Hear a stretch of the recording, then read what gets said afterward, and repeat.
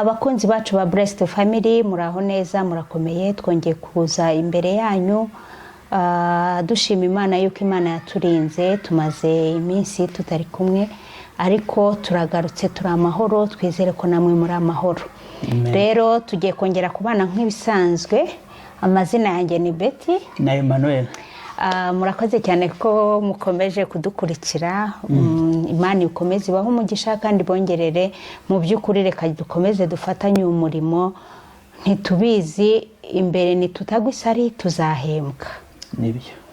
Reka mbere yuko dutangira ibiganiro byacu rero nk'ibisanzwe tubanze tujye imbere y'Imana twiragize Imana kugira ngo ibane natwe. Data wa twese uri mu ijuru turi imbere y'ubwiza bwa umwanya nk'uyu nguyu tunezerejwe nuko uburinzi bwawe buri kuri twebwe, tunezerejwe nuko wirengagiza ibyaha byacu n'ibicumuro ukatubabarira nk'Imana yacu nka data uri mu ijuru ubabarira abana be. Urakoze mwami Imana yacu yuko muri aka kanya ubwo tuje imbere yawe turakwinginze kugira ngo uzubane natwe uhumurize imitima ibabaye, uhumurize imitima y'abashonje, uhumurize imitima y'abarwayi, uhumurize imitima y'abantu bari bo bose bihebye kugira ngo data wa twese nabo bagubwe neza. Tuzi neza yuko imigambi yawe ari myiza kuri twe kandi twiringiye neza yuko abakwiringiye batazakorwa n'isoni. Niyo mpamvu igihe cyose tujya tuzi imbere yawe kukwiragiza kandi tuzi neza yuko ibyo tugusabye byose ubiduhereza ku buntu bwawe. Niyo mpamvu nk'aka kanya tugiye guhura n'abakunzi bacu ba Blessed Family. Mwami Imana yacu tukwiragije kugira ngo uduhe umwuka wawe wera aza tuyobore muri ibi biganiro tugiye gukora mu ijambo ryawe tugiye kumva. Mwami Imana yacu bana natwe tujye imbere tugukurikire, umwuka wawe wera tuyobore muri byose, utangirane natwe kandi usozane natwe.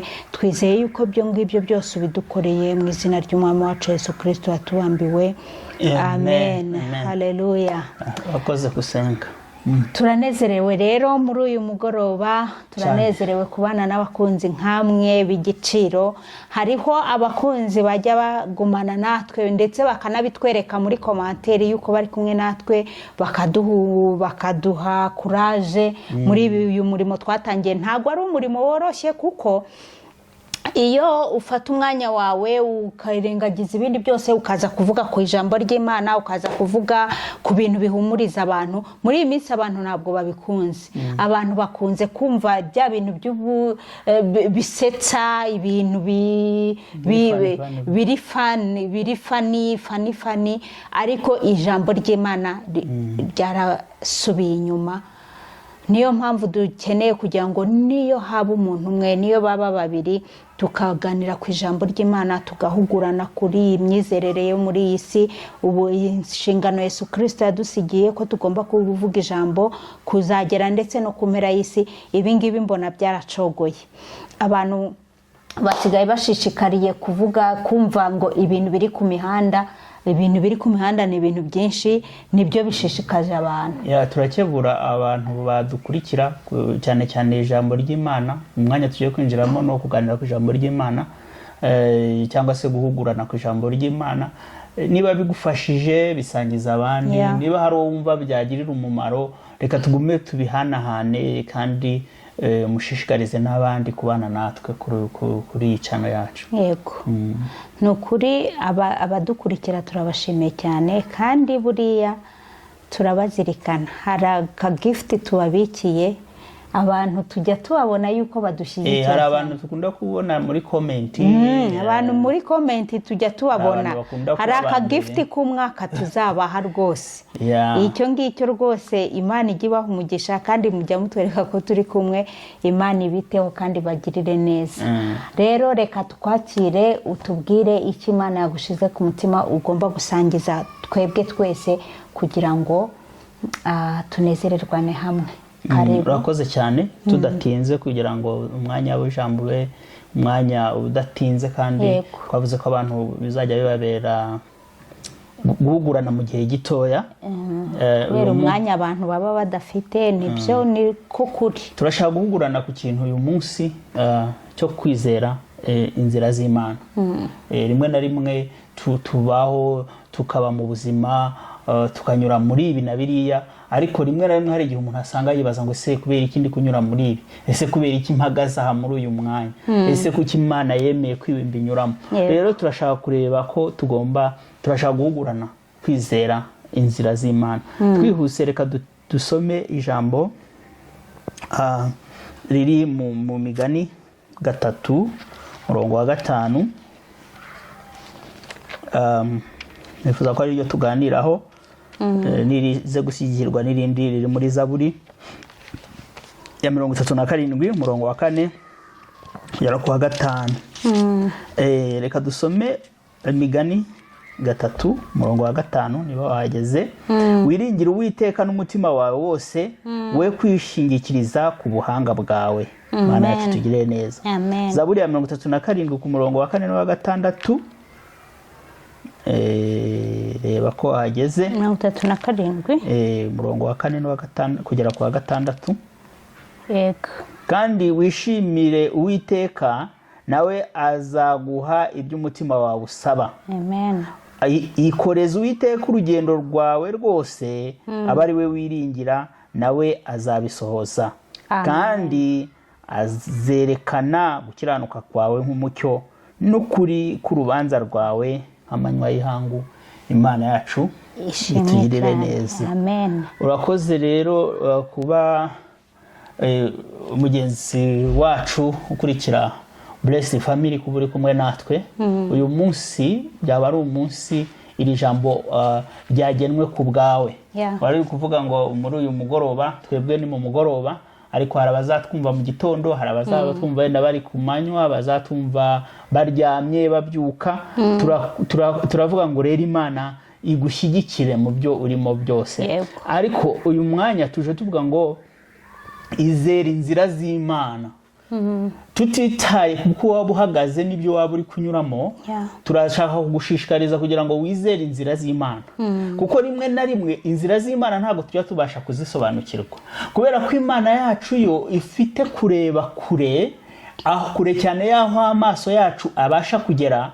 Niyo mpamvu ishobora kugira ireka tukanyuramo, ikareka tukanyura mu gikombe, ariko mu by'ukuri tugeze ku musozi, tuzagera ku musozi tukagira ibihe byiza. Ariko igihe uri guca mu gikombe, igihe ibintu bitameze neza, hari igihe uba wibaza ati ese kuki Imana yandetse kugira ngo ibi bintu bigende gutya. Ubushize ngira ngo twaganiriye ku kintu kijya kumera nk'icyo ngicyo, ariko noneho ndashaka kuza mvuga ngo duhugurane, tuvuge ngo twizere Imana yacu. Yego. Twizere Imana yacu no mu byo twaba turimo byose. Ijambo ry'Imana riratubwira ngo muri byose mugire gute, muhore mushima.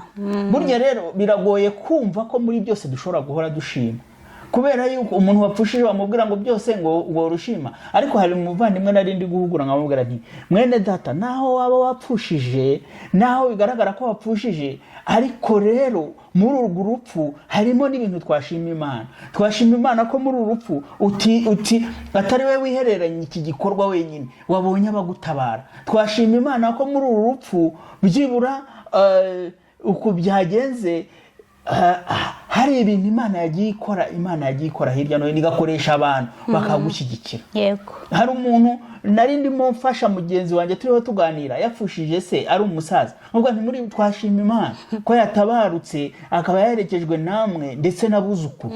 Uri kumva? Mu bintu byose tujya dushima Imana, niko ijambo ryacu ritubwira. Ngarutse rero kuri iri jambo ndi kuvuga ngo inzira z'Imana zizere utitaye uri kunyura. Ubu none handi kubikubwira, uyu munsi bahaguhamagaye watsinze interview y'akazi, waba uri kuvuga uti nibyo ni ukubyizera. Ariko ndi kubivuga uyu munsi bakwirukanye, ntabwo wabyumva. Ni ukuri ntabwo wabyumva. Kandi Imana ntabwo ishobora gukingura umuryango itakinze undi. Yego. Kuko aho uri igomba kuhagusohora, igafunga uwo muryango kugira ngo ikwigize mu bundi bwiza. ariko iyo bari gufunga umuryango ntabwo wumva ko bari kugufungiraho umuryango, wumva ko aho hari uri muri comfort zone cyangwa se ahantu wari wumva umerewe neza, hari ukuntu muri ako kazi wari umaze kubamo neza, ariko hajamo umuntu utazi aho aturutse arakudorambanyije, arakuvuyanze, ndetse bikuviriyemo no gusohokamo. Urababaye, uyu munsi uri kumva utamerewe neza, ariko ndakubwira ngo Imana yashakaga ko menya ko Imana hari igihe yemera kuva muri ako kazi kuko hari akandi keza kari imbere.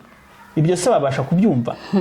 Ko ikinga umuryango igukingurira undi mwiza. Amen. Imana yacu tugirire neza cyane. Amen. Rero wikwiheba, wikubura kwizera Imana, izera Imana, kuko ijambo ry'Imana riratubwira ngo imigambi yayo ni myiza kuri twe. Amen. Imana itugirire neza cyane. Twumve ko ahubwo asenga Imana wumve ko uri mu migambi yayo. Yego. Kugira ngo wumve ko uhamanya n'umugambi w'Imana, wikurwa muri gahunda z'Imana n'ibiri kuba uyu mwanya, ahubwo birenge ubibwira uti mwebwe ntabwo mushobora kunkura, kubera yuko nzi neza ko Imana yacu ari Imana ishoboye. Erega buriya na Yesu ajya kugerwaho ari no Satani amwegera amushuka, yamubwiraga ijambo akamubwira ngo handitswe ngo. Natwe hari ibyo tubona mu ijambo bishobora kudushyigikira igihe ugeze mu bihe bidasanzwe. Reka turebe gato kuri iriya nkuru ya Yosefu, ntabwo tuyinjiramo, abantu benshi barayizi, ariko ndashaka kuguhugura ngo Yosefu ntabwo yari kugera ibwami atanyuze mu buroko. Yego. Yagombaga kunyura mu buroko kugira ngo abashe kugera ibwami. Azajye kuba umuntu wa kabiri mu Misiri, agomba kunyura mu buroko. Kugira ngo agere kwa Potifari, agomba gutarwa mu bwobo. Yego. Kugira ngo huzuzwe gahunda y'ibyo yarose, agomba kuvanwa iwabo na bene se bakamwanga. Urumva rero icyo kintu. Ibyo rero niba biri kukubaho nawe uyu munsi, bene so baguhagurukiye, abo mu bana baguhagurukiye, inshuti zaguhagurukiye, menya yuko hari ikintu cyiza bari kugusunikaho. Amen, amen. Ahubwo ikibazo twebwe tugira, dutangira kumva ba bantu ari abagome, twishyiramo abo bantu. Hoya, abantu niba batakubereye beza bareke. Yego. Kandi ntubange. Yego. Naho mutaba inshuti zigenderana, mutaba ibitangaza, ariko mu mutima wawe ntubange, kubera yuko hari ubwiza ushobora gusunikirwamo, nubwo bagusunika bakakwanga, hari ubwiza wowe ushobora kuvamo batamenye ko bagutaye mu rwobo, ariko wabonye uburyo bwo kubaho kwa Potifari. Haleluya. Imana yacu tugirire neza. Ukaba rero kwa Potifari yahagera nawe ugasanga naho nta mahoro ahari. Uriya mugore nawe akavuga ati turaryamanura umuhungu mwiza. Wajya kubona kwa Potifari ari wewe wari wa kabiri, kandi uzi ko kwa Potifari aripotinga ku mwami, ntabwo wagira ibitekerezo by'uko Potifari azagaruka akakuripotingaho. Ntabwo byo. Nk'umuvamahanga. Yego. Turi kumvikana hano. Urwo ni urugero rumwe dushobora kureberaho muri Bibiliya, ukavuga ngo reka twizere inzira z'Imana. Ni ukuri. Naho byaba bikomeye, naho waba uri mu buroko, naho waba wabuze amafaranga, naho waba waburaye, ibyo birashoboka. Haleluya. Ariko kugira ngo ugere kwa Farawo, uremera no kurya ku buroko.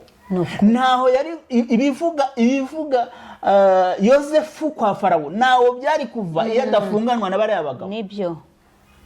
Bakoraga ibwami. Kuko nuriya ni nayo mpamvu no kwizera abantu mu kigeragezo cyawe nushaka ubiveho, kubera yuko nuriya bavuganye ngo nusohoka uzamvuganire, yaragiye arabyibagirwa, yabyibutsa ari uko habaye ikibazo. Hari Imana igomba guteza ikibazo rero kugira ngo nawe wibukwe. Uriya agira ibibazo, hari igihe umwe agira ibibazo kugira ngo abere umugisha ubu. Amen. Nuko bimeze isi yacu, nuko bibazo. Hari n'igihe ushobora kuba ufite ibibazo none kugira ngo ubashe kujya kurokora umuntu. Yego. Imana ikamutwara mu buroko, uriya wari ibwami akajya mu buroko, kubera ko hari umuntu agomba gusangayo. Ukurayo. Ibyo rero abantu bagomba kubyumva. Ikindi muri Bibiliya tubona ingero nyinshi z'abantu benshi. Niba na Dawidi wanditse iki gitabo, yahuye n'ibintu byinshi. Uzi ko yabwiwe ngo uzaba umwami ari mutoya anyura mu bintu byinshi. Sawuli ashaka kumwica, anyura mu ntambara, arazirokoka, arwana na ba Goliyati n'ibindi byinshi. Ariko Imana kuko yari mufiteho umugambi, aguma mu buntu bw'Imana. Abantu bakanamubwira ati ica Sawuli, akavuga ati sinakwica umuntu Imana yagize gute, yimitse, kubera yuko yari yizeye inzira z'Imana, kuko Imana niyo yamumwimikije amavuta, aravuga ati yifitiye igihe cyayo izaza ibikore. Reka twizere inzira z'Imana. Amen. Amen. Reka twizere inzira z'Imana kugira ngo abe ariyo yonyine yikorera ibyayo, maze igire aho iguvana n'aho ikunyuza. Iri jambo ryatubwiye ngo kandi ngo Uwiteka aba ari we wiringira, nawe azabisohoza. Numwiringira mu bintu urimo urakora, azabisohoza. Kandi yavuze ngo wikwishingikiriza ku buhanga bwawe. Bishaka kuvuga ngo hari igihe tugera muri situation ukavuga uti no, ngewe mfite ubushobozi bw'ibi, ndetse n'urubanza ngezemo nizi by'amategeko. Hoya, ntago bikora. Ushobora kwiga iby'amategeko abantu bakaguhuguza uhagazaho. Yes, ni byiza kubizi, ni byiza ko wabyize, biragufasha koko, turabyemera. Ariko menya yuko iyo utagiye ngo umenye ubushake bw'Imana, umenye n'uburyo ubana n'Imana mu kigeragezo, kandi winjiye mu rubanza, bakwinjije mu bubanza, ariko uti ngewe nize amategeko gusa, ukitwaza ubuhanga bwawe bwonyine. Nk'umukristo turaguhugura ngo menya ubuhanga bwawe, ariko umenye ko hari n'ugufashije. Wanaguhaye n'ubwo buhanga, by the way, wanaguhaye n'ubwo bwenge. Nawe muzana umwinjize mu bane muri cya kigeragezo wagezemo, agufashe kugisohokamo. Rero turashaka kuvuga ngo mu trusting cyangwa se mwizere inzira z'Imana. Zishobora kuba zishaririye nonaha, bishobora kuba biri gusharira, ariko mu by'ukuri ejo bizaba ibiryoshye. Yego. Kuko Imana nta kundi, hari n'igihe kunyuza muri ibi bintu kugira ngo igutegure. Nta kuntu Musa yashoboraga kuyobora Abisiraheli ngo abanyuze mu butayu atarabwumvishije, ariko baba barerewe ibwami, ugatwara abantu ukava mu ngoro y'ibwami. Umwana warerewe rero nk'umwana urerewe kwa perezida muri iki gihe cyacu, ukamubwira ngo natwara abantu, ngo ugende utwara abantu wenda ubambutse ishyamba rya Kongo cyangwa ujye kubambutsa ubutayu bwa Sahara. Uwo mwana wibereye mu biryo wari umereye neza, birasaba ngo abanze agire training. Yabanje ko Musa avamo mu by'ubwami, akambara inshokera, akamererwa nabi, akumva ubushyuhe bwo mu butayu, akamenya ukuntu ubutayu bumera, kugira ngo azagira ati azafate ubwoko bw'Imana abunyuze muri buriya butayu. Nibyo. Rero hari igihe uba uri kwiga muri icyo kintu uri kunyuramo, kugira ngo uzagire icyo uvuga, kugira ngo uzagire uko ufasha abantu. Kuko umuntu wagize ahanyura, umuntu wahuye na challenge niwe ushobora gufasha. Kuko umuntu wahuye n'ikibazo cy'ubupfubyi azafasha izindi mfubyi, ko azababwira ati burya mu bupfubyi habamwe bimeze gute. Niba wahuye n'ikibazo cy'ubupfakazi uzafasha abandi bapfakazi, kuko wowe ufite experience no kuba wagira icyo ubabwira. Ariko umugore wubatse ntago ashobora kuza kubwira undi umupfakazi ngo nyamara wakagombye kunyura gutyo. Ashobora no kuvuga tunanyishongoraho.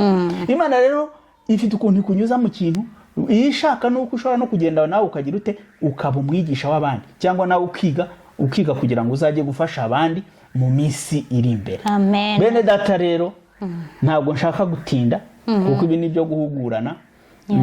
Nta nubwo ari impamvu ngo tuvuge amagambo menshi, ahubwo icy'ingenzi ni uko tumenya ko tugomba kugira gute, kwizera inzira z'Imana yacu, ko Imana yacu nituyihamagara ikabana natwe mu byo turi kunyuramo, tuzasobanukirwa neza impamvu turi kunyura muri ibyo bintu. Akenshi tubisobanukirwa tugeze imbere.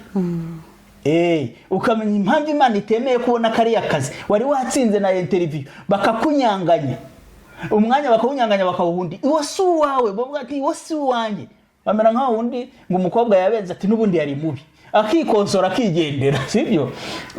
Yumva yaramubenze, aravuga ati n'ubundi yari mubi. Urumva na sina mubi, ariko ari gushaka impamvu ituma imushyigikira ngo yiyumvemo amahoro.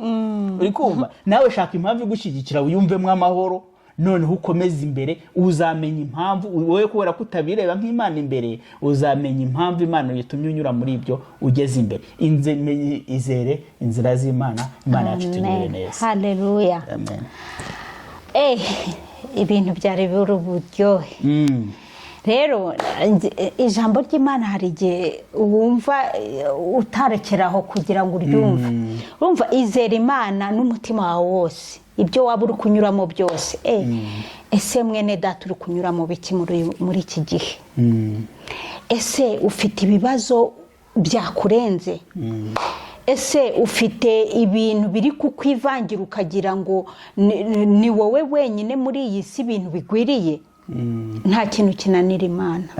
Imana ibyo byose ibibizi. Imana ifite inzira igihumbi. Mwene data wikwirirwa wibaza ibintu byinshi, ituriza ibintu byose ubiharira Imana, kubera yuko Imana yacu turabyumvishe muri ya magambo batubwiye. Aya magambo n'aya uyu munsi wa none. Utekereza aho waba uri kunyura. Niba uri kunyura heza wowe muri uyu mwanya, nawe ushobora guhumuriza abandi kubera yuko nawe hari ibyo wanyuzemo, kandi ukaba wabisharinga ku bandi kugira ngo nabo bumve yuko koko ibintu byose birashoboka. Imana yacu rero ni Imana nziza, reka tuyiringire n'umutima wacu wose, nk'uko iri jambo ritubwiye muri Zaburi mu kiriya gice cya 3 batubwiye, kugira ngo tugire imbaraga. Ubu iyo tubonye izi mpuguro no kugira ngo twongeye dusubizwemo imbaraga, twongeye twumve ko tutari twenyine. Abantu bafite ibibazo ni benshi hano, buri muntu wese aje akavuga ibibazo yaba ari kunyuramo. Nukuri uratangara cyane, ariko Imana yacu niyo kwizerwa. Imana yacu igerenzera igihumbi. Ari kuvuga ibintu akatanga ingero zitandukanye, ingero za Musa, ingero za Yosefu. Ibyo ni iby'ukuri. Reka turangiza dusengera umuntu waba ugeze aho yumva atentebukirwa, akumva rwose ntari kubishyikira. Tumusengere isengesho rigufi, afatanye natwe, noneho Imana yacu imutabare.